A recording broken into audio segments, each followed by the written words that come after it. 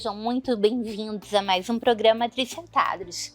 Eu gostaria de pedir a audiência de vocês, seguindo-nos nas redes sociais, @Tricentados, e no YouTube, @Programa Tricentados. A minha entrevistada de hoje é uma profissional multifacetada das comunicações. Ela é escritora, professora, palestrante. Seu nome? Carla Martins. Carla, seja muito bem-vinda. É um prazer enorme estar com você aqui. Mas, Carla, sim, eu tô sabendo que você está em Manaus há 17 anos, sim, né? Você é natural de São Paulo, né? E aí você desistiu daquela confusão. Você fugiu da cadeirada.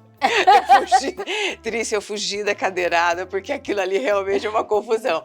Aí vim para Manaus e me apaixonei por Manaus, por Amazonas. Me apaixonei e falei, e as pessoas perguntam lá, Carla, você não vai voltar, não? Meus pais perguntam, né? E eu falo, não, gente, vocês me desculpem, mas Amazonas é minha terra. Mas você nasceu em São Paulo, capital mesmo? Não, eu nasci no interior de São Paulo. Qual cidade, Carla? Votuporanga. Ah, sim. Aí, só que assim, eu tive meus filhos na capital, morei muitos anos na capital. Mas aquilo ali é pra... Não é pra principiante, né? Não é pra principiante. Em São Paulo não é brincadeira. E você veio pra Manaus a serviço da Rede Boas Novas já ou não? Não, eu vim pra Manaus porque era um desejo muito grande de estar aqui, conhecer Manaus e viver uma aventura. Eu sempre gostei de... Bom, eu quase deixei minha família doida. Mas como é que você vai para o Amazonas? Porque, incrivelmente, as pessoas em São Paulo têm um outro olhar do Amazonas. Eu acho que você sabe disso, né, Trícia? Eu sei, mas eu gostaria que você explicasse para o nosso telespectador, porque eu explicando uma amazonense falando a minha percepção de como a gente é visto fora, mas você não. Você tem um lugar de fala. Olha só, as pessoas, principalmente, vou falar do paulista, né, do paulistano, do estado de São Paulo, eles têm uma percepção totalmente diferente do Amazonas. Já me perguntaram se jacaré anda aqui na rua, se eu pego canoa, se eu pego o barco para atravessar um lado do outro, enfim. Fumaça de índio. Índio tá fazendo fogueira, por isso que a gente tá com uma baixa qualidade do ar. Que mais? Nossa, são coisas assim de um desconhecimento muito grande da nossa realidade. Né? São comentários assim, porque aí eu mando fotos, tudo, eles veem essa capital, que é uma capital enorme, bonita, é muito belo aqui, aí as pessoas ficam impressionadas, nossa, é diferente do que eu imaginava. Eu falei, pois é, isso aqui não é uma floresta, não é a gente não tá no meio de macaco, de uma coisa e de outra, não é isso? Há uma cidade. Desculpa, o que me incomoda mais, Carla, é achar que os amazonenses são menos letrados, têm menos conhecimento, entendeu? Isso é a coisa que mais me incomoda. Porque o fato de macaquinhos andarem, de pássaros cantarem, de você andar de canoa ou de jacaré andar na rua, isso me incomoda menos, porque isso seria um sinal de que a gente preservava a nossa natureza. Sim. Mas o que me incomoda mais é o preconceito e o quanto eles acham que nós, por termos nascido aqui, somos, digamos assim, inferiores.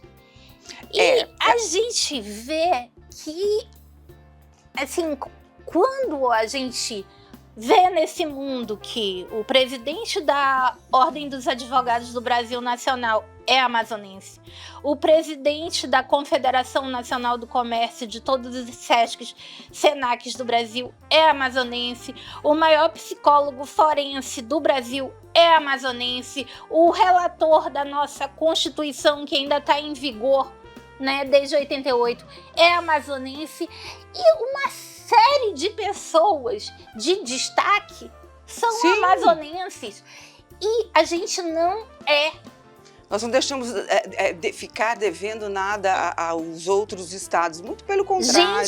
Gente de qualificação boa existe no Brasil inteiro e gente mal qualificada também existe no Brasil inteiro, né? Com certeza. Eu tenho grande estima pelo norte, pelo nordeste. A gente vê no norte e no nordeste quanta cultura rica que aqui tem. As universidades da Bahia, né, do Ceará, elas são referências a nível de Quantos Brasil. escritores, né, não sai do norte e nordeste. Sem dúvida. Então, quantos escritores. Então, essa visão, infelizmente, que outros estados têm em relação ao Amazonas, é uma visão muito triste, mas está mudando, Trícia. Eu acho que tem pessoas que estão levando a história do Amazonas, não só no Brasil, mas fora também do país. Tem pessoas que estão comprometidas com isso. Eu acho é o que a gente tem que fazer. Fora do país, eu vejo que fora do país a gente sofre menos preconceito. Menos ainda. Porque a pessoa de fora do Brasil dá um valor muito grande à Amazônia. Muito. A maioria das pessoas do Sudeste veem isso aqui como mato. Sim. E povos originários, né? Mas você sim. veio pra cá, voltando a você veio pra cá conhecer a cidade. E aí, o que aconteceu para você fixar aqui uma proposta de emprego? Foi. Eu vim primeiro, sem trazer meus filhos, né? Gostei demais. Quando eu cheguei aqui, já me encantou. Né? Eu desci do avião, senti aquele aquele mormaço. Gente, a única coisa que eu tenho que falar pra vocês que é diferente é que realmente o calor daqui é diferente. Quando você desce do avião, você sente aquele aquele banho de vapor. Aquele banho de vapor, você fala, meu Deus, realmente. Mas assim... O calor daqui realmente é uma coisa... Eu amei as pessoas, amei como eu fui tratada aqui, amei a cordialidade das pessoas, a empatia com que o amazonense trata, a questão de te convidar, sempre tá tendo comida, gente, coisa boa. E como a amazonense recebe bem, né, cara? Recebe bem, aquela coisa, não, olha, vem porque nós vamos fazer um lanchinho e vamos comer, aquele bate-papo. Você que é de São Paulo, o paulista, ele tem medo de receber as pessoas na casa dele? Olha, eu não sei se é o excesso, eu digo na capital, São Paulo. Eu digo na capital, as pessoas não se veem, não se comunicam tanto, as pessoas não se interagem tanto como aqui. Eu fico impressionada com a diferença, porque tipo assim, quando eu estou em casa, eu sou visitada o tempo todo. Olha que coisa boa. Não, eu acho que aqui no Amazonas há um costume da visita. Ainda tô passando aqui, tô passando por aí, você tá em casa, vou aí só te dar um beijo, não sei o quê. E eu vejo que o paulista, ele pode estar num isolamento total. Ele não é visitado por ninguém. É a loucura da cidade, claro. A gente vai fazer... Carla, mas olha a proporção. São Paulo, nós temos quase 19 milhões de habitantes. Manaus, nós temos um pouquinho mais de 2 milhões de habitantes, ok. Mas... eu tô falando em pessoas que moram no mesmo bairro. Isso que eu ia comentar com você. Mesmo assim, pessoas passam meses sem se ver, devido à loucura, ao estresse do dia a dia, o trânsito caótico. As pessoas, você percebe que elas são sempre apáticas. Isso não é só em São Paulo. Eu acho que o Rio de Janeiro também, o carioca, ele tem muita dificuldade em receber na casa dele. O carioca eu já não sei. O carioca, ele se encontra bastante, mas ele marca sempre um local público. Um local. Um restaurante, um bar. O carioca gosta muito de esquina, uma praia, não sei o quê. Mas assim, esse hábito que o amazonense tem ainda, ele de receber em casa, isso faz com que todo mundo que vem de fora ache... acolhedor, Acolhedor, digamos sim. E foi assim. isso que eu encontrei aqui. E eu vou te falar, Trícia, nesse tempo hoje que a gente fala na questão da pós-modernidade, essa conexão humana ainda deve ser preservada ao máximo. E nesse período, né? que a gente vive uma pós-pandemia e a possibilidade Sim. de, sabe lá, algum dia acontecer novamente, eu acho que a gente deveria dar um valor tão grande a poder estar perto, a poder trocar energia, conhecimento, ao toque, né?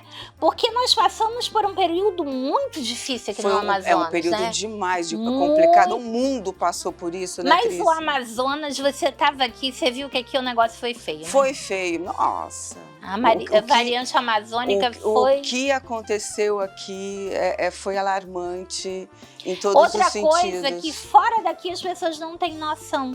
As pessoas acham que a pandemia aqui foi igual ao que aconteceu no Brasil inteiro. E, gente, aqui não foi complicado. Aqui foi...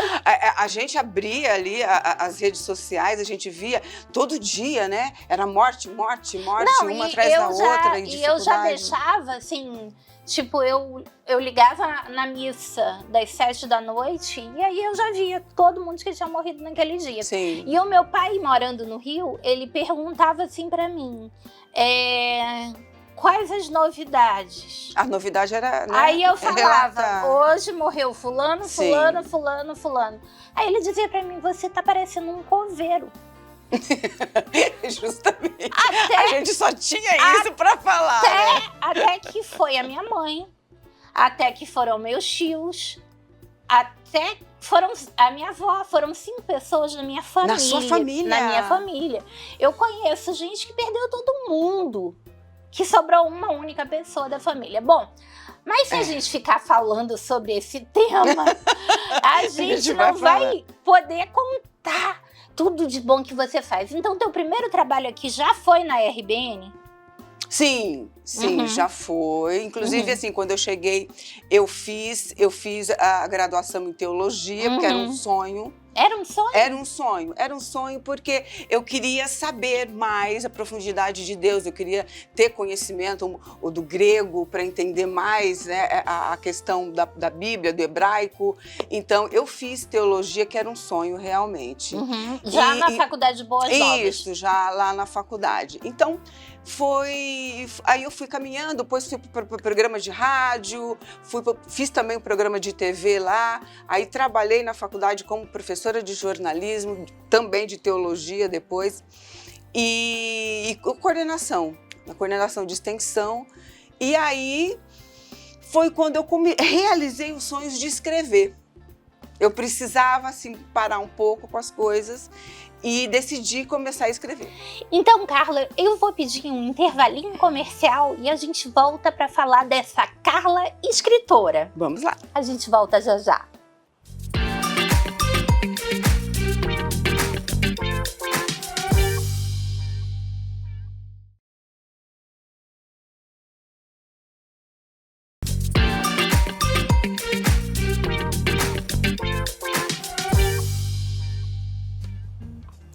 Voltando nesse segundo bloco, falando um pouco da vida de escritora de Carla Martins. Carla, o teu primeiro livro foi sobre o TEA. Foi o TEA, primeiro livro. TEA, para quem não sabe o que quer dizer, é o transtorno do espectro autista, certo? Isso. Olha, esse primeiro livro eu fiz junto com 2 pedagogas, Denise Teperini e Socorro Santos.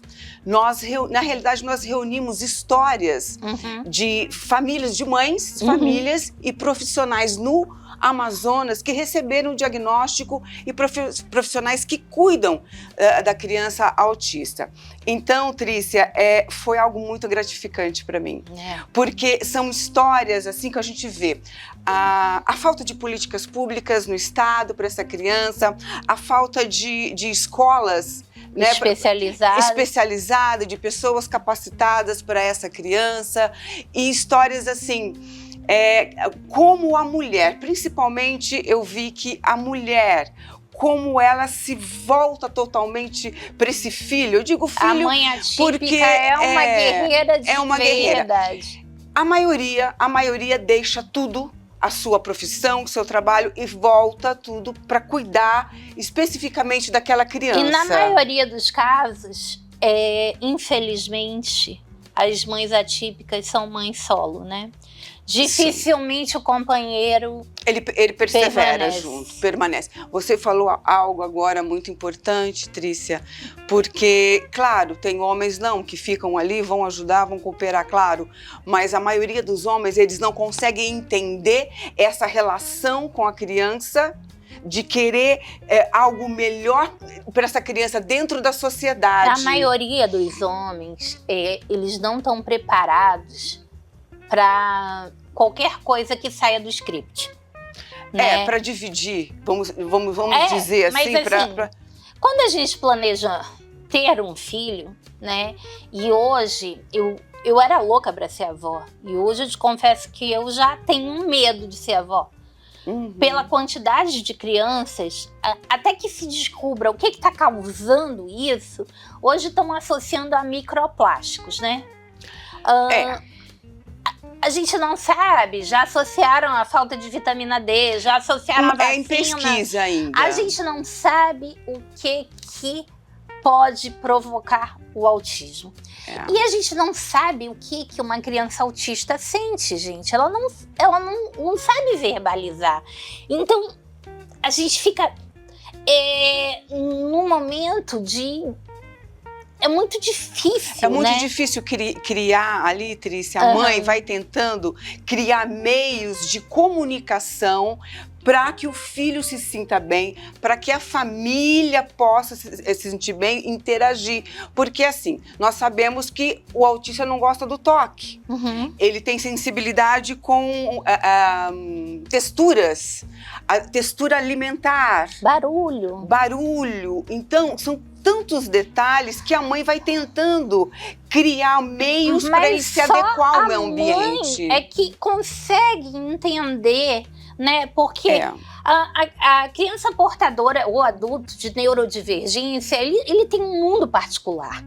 Né? Sim. A mãe, ela vai se adaptando, mas é muito difícil dessa criança, ou desse adulto, ela encontrar um mundo que compreenda, né? As suas necessidades. Então, eu fico imaginando, por exemplo, como que uma mãe que precisa levar um filho autista, sobretudo quem mora na região amazônica, que só sai de avião para viajar, como que faz?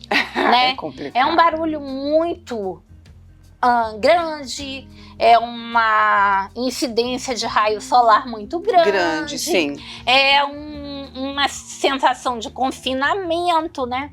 Então, são coisas assim que as mães, elas vão se moldando, se adaptando. Isso, justamente. Mas o mundo não se prepara para isso. Não, o mundo, as pessoas... Então, justamente, você falou um ponto agora. Este livro foi para trazer conhecimento para que pessoas pudessem entender um pouco desse mundo autista, o que o autista sente pelo lado de dentro, através dos relatos que nós fomos colhendo, o que ele sente pelo lado de dentro, e aí entender para que a sociedade pudesse ser o quê? Mais acolhedora. Não ter tanto, né, preconceito com relação a receber essa criança. Às vezes não é nem preconceito, Carla. Às vezes é desconhecimento mesmo, né? Sim, Por exemplo, coisas que as pessoas não imaginam. O autista, ele tem muita dificuldade em ambientes com música ao vivo. Muito. Então, onde é que se vai? Um restaurante. Tem som. Um restaurante sem música ao vivo é muito difícil. Até o mercado com um locutor falando das promoções é difícil, entendeu? Todos os outros lugares públicos são muito barulhentos. Alguns lugares reservados, as pessoas não têm esse conhecimento. Então, por exemplo, colocações altíssimas, né? Lojas, às vezes, eu fico... Lojas de moda jovem, por exemplo, às vezes eu entro numa loja de moda jovem e eu fico pensando... será que o patrão, o dono dessa loja, sabe que essa música é tão alta e tão batidão, assim, tão não sei o quê? Será que ele entende que as pessoas que realmente têm dinheiro para comprar, têm condições de comprar, acham aquele ambiente inóspito? Né? Será que o jovem que está escutando aquilo lá, ele sabe que aquilo está afastando o cliente, o funcionário que coloca aquilo lá? Então, assim, eu vejo que existe uma dificuldade muito grande dos pais de saírem com esse filho de dentro de casa. Mesmo que usem o abafador, né? Mas não é às vezes suficiente por um som como você está relatando. E Manaus tem uma realidade muito complicada. Ou é um calor excessivo, ou é uma chuva muito forte. Então, porque quem pode estar assistindo pode estar dizendo assim, então faz sempre passeios ao ar livre. Não é assim que funciona aqui, né? O passeio ao ar livre é complicado, porque a gente tem uma estação de extremo calor, mas que é calor mesmo, é air fryer, a temperatura de uma air fryer. Ou tempestade amazônica, que é uma loucura também, né? Sim, justamente. E aí o passeio ao ar livre pode não ser tão possível assim, né? Sim, com certeza. Né? A maioria das pessoas acabam se limitando a um pequeno espaço. Mas esse livro foi assim, algo muito surpreendente para as mães. Sim. Né? Para a família e para os profissionais. E eu me deparei com profissionais que se dedicaram de uma maneira tão plena a essa questão. E crianças que chegaram assim, a ter grande evolução. E a gente vê que tem uma nova geração de profissionais se preparando na área de psicologia, na área de pedagogia, muito com relação a essa pauta. Sim. Então a gente espera que nos próximos anos isso seja muito mais fácil para quem trabalha com isso. O teu segundo livro foi sobre o quê, Carla? Meu segundo livro, que é esse aqui, é o Dá Pra Ser Diferente. Ai, que maravilha! Amei o título, Carla. Esse livro, Trícia, ele traz... é claro, quando a gente começa a escrever alguma coisa, é porque algo está incomodando, né, Trícia? E aí, eu como uma jornalista pesquisadora, algo estava me incomodando com relação ao comportamento humano. Nessa época, nessa geração em que nós estamos. Eu falei assim, gente, as pessoas estão perdendo o bom senso, né? É verdade. A gente está vendo coisas aqui nas redes sociais e as pessoas perdendo o bom senso da coisa. Então, eu comecei a escrever. É um livro com toque de humor, Trícia. Eu vou amar, com mas certeza, traz assim, Carla, grandes filósofos, traz grandes pensadores. Aí eu faço esses contrapontos com o que nós estamos vivendo, com tudo que nós estamos passando, né? nessa modernidade. E que nós estamos vendo assim, que tem coisas que estão realmente irreversíveis. Nós somos, na verdade, uma geração de transição, né? Sim. Nós somos uma transição do analógico para esse mundo digital. Né? Então, assim, a gente viveu nesses dois mundos, né? E com certeza essa obra vai ser, assim, super enriquecedora para mim. Mas, pasmem, a Carla tem mais 2 livros, um no forno a ser lançado ainda. Conta um pouquinho. Sim, olha, esse outro livro já está pronto, vai ser lançado em 2025, que é Dor Suicida, que quebra ossos e sufoca. Nossa. São histórias verídicas, só que eu uso pseudônimos, são histórias de mulheres que passaram, que eu batizei essa dor como dor suicida. Eu acredito que a maioria das pessoas sentem, por algum momento na vida, sentem esse tipo de dor, Trícia. E eu batizei porque eu já senti um tipo de dor tão profunda. Mas você está falando de uma dor física ou uma dor emocional? Uma dor emocional, claro. Uma dor emocional. Então eu conto ali histórias de mulheres que passaram por perdas de filhos, a maioria com perdas de filhos. Isso aí é uma dor que não tem nada que acalme, sim, né? Algumas que passaram por violência doméstica, outras que passaram pelo CA, e histórias assim. Outra condição que a gente nota que é uma dor só, né? O CA Sim. é geralmente um tratamento muito solitário. Muito. Geralmente é muito difícil o companheiro permanecer ao lado também, né? Muito. Olha, é triste. Eu conto a história de uma mulher que perdeu as mamas, né? Teve câncer no seio e que fez mais de 10, 12 cirurgias, que até hoje está em tratamento ainda. Mas esse número de cirurgias é porque reaparecia? Reaparecia. E hoje ela é uma ativista, mas assim, as dores emocionais que é causado numa mulher, claro que o marido não permaneceu, o homem não permaneceu. Infelizmente, gente, eu digo... se vocês tiverem aí relatos de homens que permaneceram quando a mulher apresenta um CA, comentem. É importante pra gente saber, né? Ter esses exemplos desses homens que ficaram ao lado de uma mulher durante um tratamento, que ficaram ao lado de uma mulher com uma maternidade atípica, homens que merecem o nosso aplauso, o nosso reconhecimento, né? E merecem servir de exemplo, né, Carla? É um ser humano literalmente pleno, porque o homem que permanece com uma mulher é porque realmente, além dele gostar muito, ele realmente se mostra um ser humano e traz o amor com ele, porque realmente poucos permanecem. Então, agora tem um outro que eu já estou escrevendo, Trícia. Ah, Carla! É uma ficção, ficção. Carla, eu vou te convidar a vir num próximo programa com outro. Trícia. Um programa todo dedicado a esse novo livro. Trícia, só deixa eu falar que nós estaremos no ano 2050. Olha, a coisa é babado.